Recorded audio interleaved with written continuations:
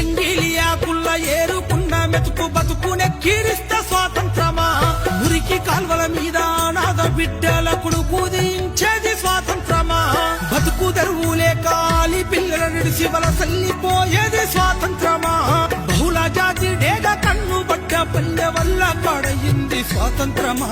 స్వాతంత్రం వచ్చిందంతా ఎవరికి స్వాతంత్రం వచ్చింది స్వరాజ్యం వచ్చింది